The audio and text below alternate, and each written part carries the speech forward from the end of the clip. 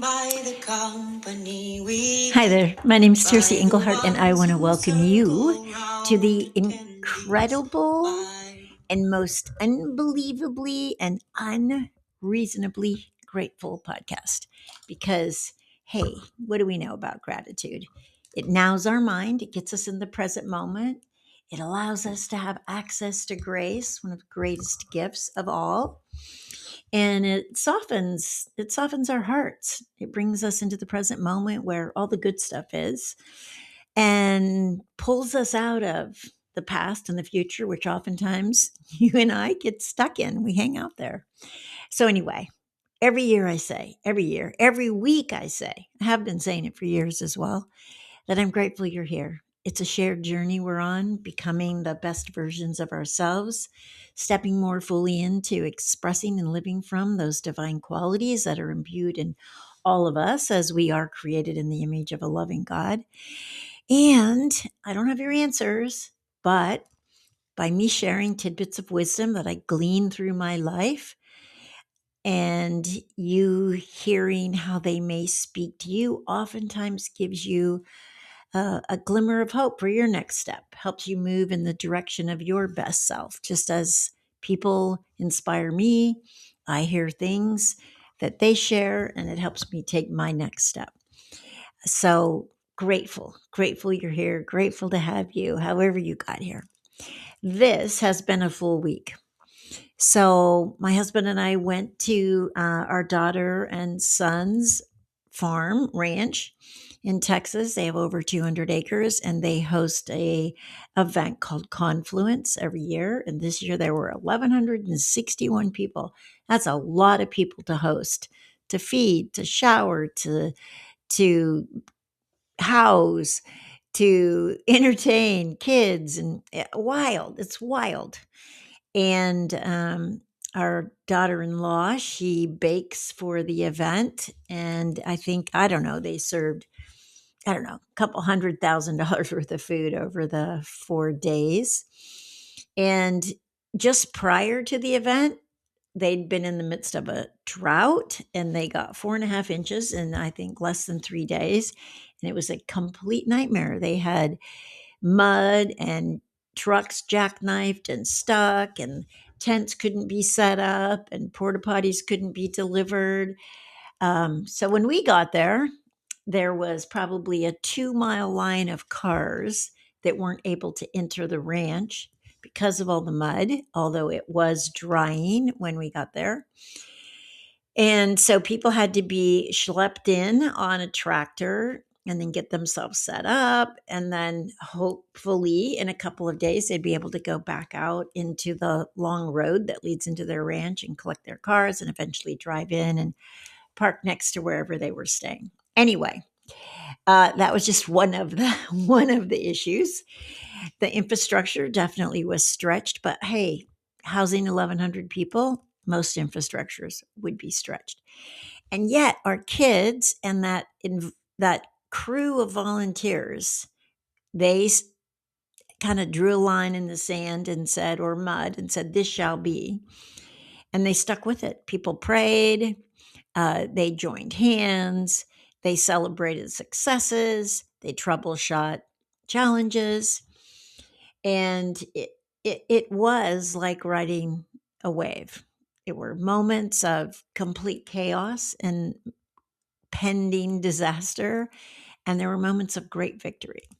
One of the things that I saw was there's so many people who have great jobs, they make a decent living, they're raising their families, they are healthy and happy, and yet they don't necessarily have the experience that they matter, that they're contributing, that they're making a difference. And I was sharing with our daughter Molly, like, Molly, letting people help you is a gift because she's uber capable. She plays a big game. She lives on the skinny branches, taking big risks. And so many volunteers showed up to make that event happen and have it happen beautifully. And I just saw how people need to feel like I make a difference, like there's a place where I can contribute. And they did. And it was beautiful. And I came home, and my sister started her first infusion of chemotherapy. Well, first, her boys were here. So, two of her three boys and two of her grandchildren were able to get here. They came while we were away, and we kind of crossed over one day. And it was so beautiful to just see how they showed up to love their mom, and their mom let them. And their mom showed up to love them. And I could see generational healing. I could see sons getting complete with their mom and their mom getting complete with their son. And it was beautiful. It was inspiring and beautiful. And then I think the very next day or the day after that, my sister went in for her first chemotherapy transfusion. And I got to sit with her for most of it. It was about, I think, 4.5 hours. I was inspired by her courage, by the generosity and the kindness of all the nurses who were working in that particular area of the hospital, by all of the other patients also receiving their infusions. And since then, my sister dealing with some quite bizarre side effects. Like, I'm just so curious, like, what possibly creates that? Like, she can't touch or hold anything cold, or it just sends like electric shocks through her body. If she drinks something cold, it just locks her jaw. It's pretty crazy. And she's really doing great at keeping her attention on what she's grateful for, enjoying that she still has things like her taste and she's not nauseous, and really appreciative. Like, I can handle the side effects I am having, and I'm grateful I'm not having the other ones. And I've noticed that chemotherapy is also a wave. It's like things come and they seem intense and extreme, and then they subside. And it's got me thinking. I said in the description, in my 40s, I swam in the bay most mornings early before the sun rose. And it was cold and dark. And it would take a while before I would get my cadence to match the rhythm of the waves so that I wasn't swallowing an inordinate amount of water every time I took a breath. And I remember feeling like that, how you ride that wave so that you don't drown. And I think life's like that. I have a dear friend whose husband is dealing with Parkinson's, and I'm watching her ride this wave with two young children. There's so many, if you look around you, there's so many times when we experience, or look within you, you experience the intensity of a moment and then the subsiding of that intensity.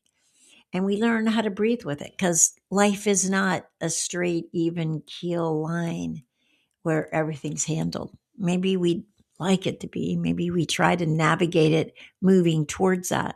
But honestly, I think we'd probably get bored pretty easily. It is a wave, and our job is to ride it. And one of the things that I'm becoming more acutely aware of is my prayer life, and how my prayers kind of ride those waves. In the intensity and the peak of those waves, I do pray the hardest. And when it relaxes and I can subside in that energy, I can see that my prayers soften. I breathe in between it. And so this week, I'd like for you to take a look at the waves, the pattern of the waves in your life. You may not be going through something that's intense right now. It may just be your day to day life. And I'm suggesting that even in our day to day life, where there's nothing necessarily unusual happening, there's a rhythm.